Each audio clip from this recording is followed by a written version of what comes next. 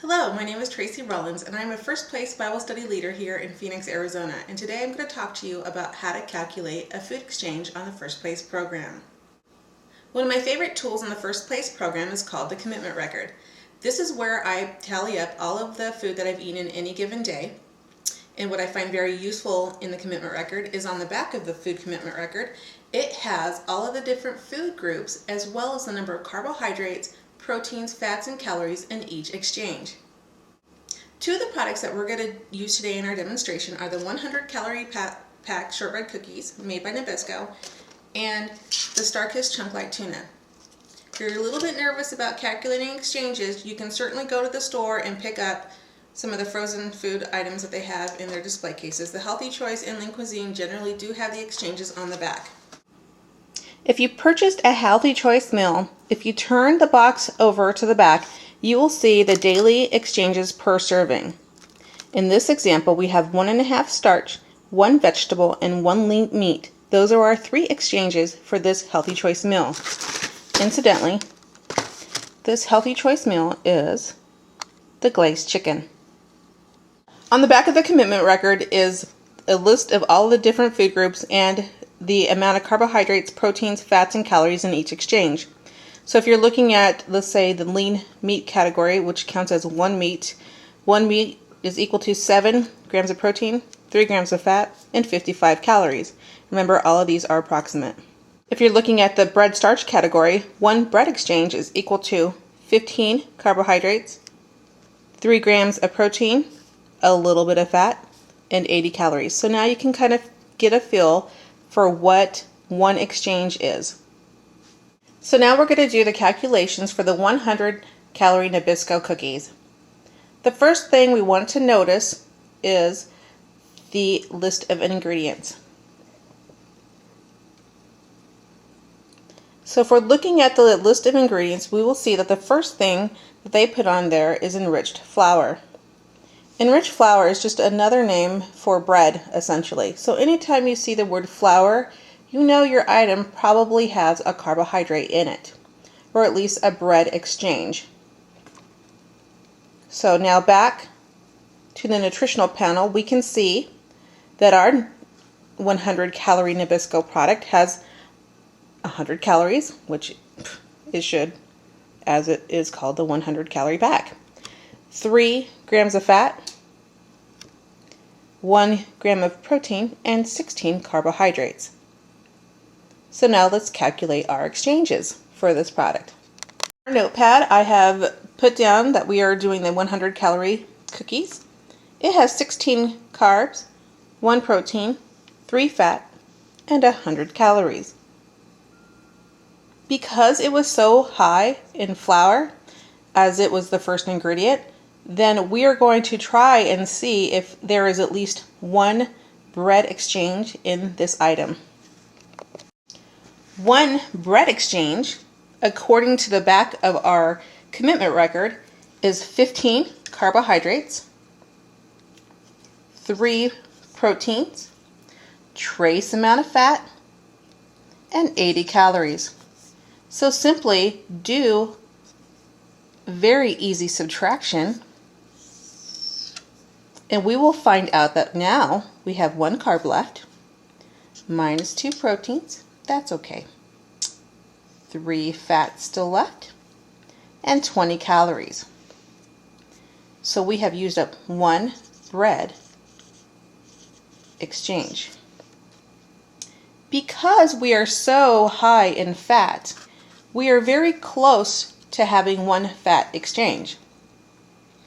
However, because it is so low in calories and it looks like half a fat, I'm going to guess this is probably closer to a half fat than it is to a full fat.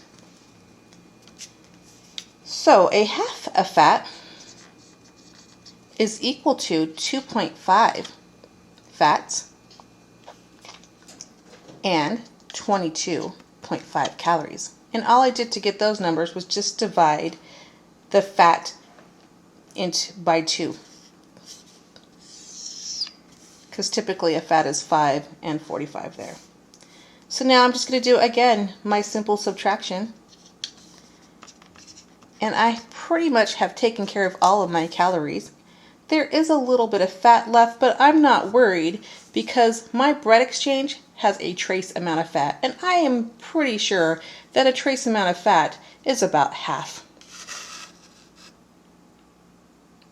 There, now you can see it. So we can say that our 100, let's see if I can do this so you can see it, that our 100 calorie pack is equal to 1 bread and 1/2 fat. So now, when I go to my commitment record, I will put a tick here next to bread and a 1/2 tick next to fat. Now, let's go ahead and calculate the exchanges for our second product, which is the tuna. In reading the back of the tuna label, I will look under the ingredients and see that tuna is the first item in the list of ingredients. And because we know tuna is a meat, it must have at least some meat exchange. There is also water, vegetable broth, and salt.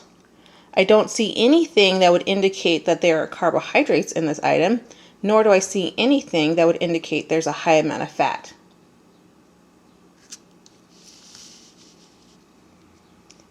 Now, I'm going to look at the nutritional fact label and see that there are 90 calories, 1 gram of fat, 1 gram of carbohydrate, and 20 grams of protein. And now I will go ahead and do that calculation with you. I have marked down that the tuna has 1 carb, 20 grams of protein, 1 gram of fat, and 90 calories. In looking at the back of my commitment record, I will notice that the lean meat has 7 grams of protein, 3 grams of fat, and 55 calories. Because this is so high in protein, I can assume that this must be at least 1 lean meat. So let's try 1 lean meat exchange and see what we have left. So now, because it's high in protein, I would guess that this product contains at least 1 meat. It is probably a lean meat as our fat content is pretty low. So let's calculate out 1 lean meat. 1 lean meat, according to the back of our commitment record and our exchange information, is trace carbohydrates, 7 protein, 3 fat, and 55 calories. If I do my simple mathematics, I will find that I have 1 carb left over, 13 proteins, minus 2 fat, and 35 calories left over. Because I have so many calories left over, I'm going to guess that this is probably 1 more meat, especially because I can see that my protein is relatively high. So I am going to try another meat exchange. And again, I'm just doing what's on the back of your commitment record and just subtracting that from what I have left.